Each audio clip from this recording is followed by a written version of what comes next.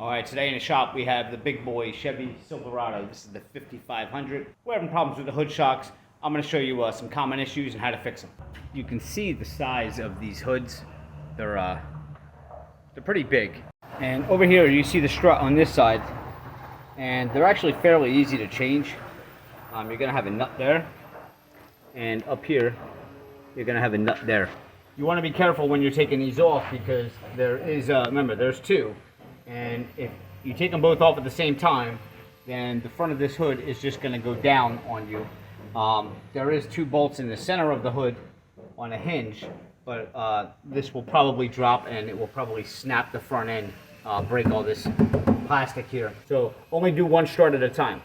Now these hoods, sometimes when those struts go bad, they're very hard to lift up, and they pretty much unlock over here. I can't lower this hood because we have a strut problem right now. It was hard getting it up, but they basically unlock on each side, one here and one on the driver's side, and you'll be pulling up on it, and the front end does not want to tilt because those struts have seized up. And luckily I was able to get this up without breaking the front end, but this side I had already taken off. You know, that's actually the side that has the red safety clip that holds it up to prevent it from falling on you. And here's the part number right here. And that is this one here. This is the one with the safety on it. Now, that is the part number for the side with the safety latch on it, that red safety latch. I don't know if it's the same part number for the other side, because both sides do not have the latches on it, only the one side does. This side here is now acting up, I guess because the other part was on back order. We were waiting for it so long, so much stress went onto this one. So now this one actually was preventing the hood from coming up. I finally got it up. But before we take this one off, we have to put the one on the other side, or this hood is just going to fall forward and probably break on the ground. It's pretty heavy. It's only held on by, you got these hinges right here. So we're going to go ahead and just put this side on so that we can go ahead and take the other side off. And it's fairly simple. You can see there is a sticker on there that says attach this end to hood. Okay, and that's where your bolt is going to go through there, and on the other side as well. Now it says this side attaches to the hood. All right, we already know that that's going to go up there to that bolt. And then this side down here obviously is going to go right above the tire here and right in, and there's your other bolt. All right, now the problem you'll have is, let's go ahead and slide this one on. All right, so that's on. So what you got to do here is,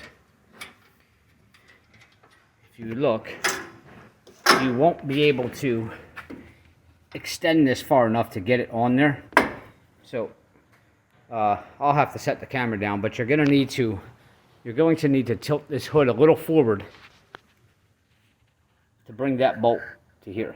So try to tilt it a little bit.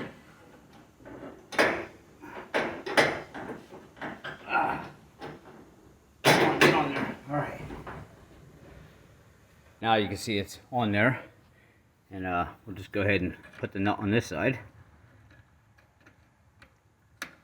Alright. Now you can see how this works. This is in the locked position. So this is actually raised up. So if this were to try to slide down, it wouldn't go directly in this shaft here. You would have to unlock this, and see how it raised that up? That would allow the hood to now go in there and close. So this is your safety feature here, and that's how that works. So when you go in to close the hood, you want to push that up before you close it. Alright?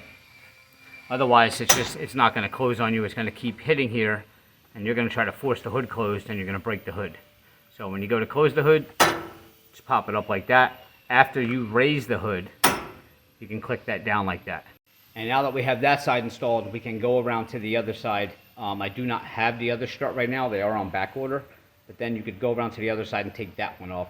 I just don't recommend taking them both off at the same time. And that's pretty much it. It's actually a very simple job. There's not really a whole lot to it. It's 4 bolts. They're really accessible. You can probably do both sides in a matter of honestly 10 minutes flat if you had both of them and you had the wrench ready. 10-minute job. All right, but that's a common problem with these 5500s, and if you do need to order those struts, I'm telling you, they're very hard to get. We had to wait weeks and weeks to get them, so apparently this is a common problem if they're so hard to get. All right, so please guys, hit subscribe below, give me a like, and I'll see you next time.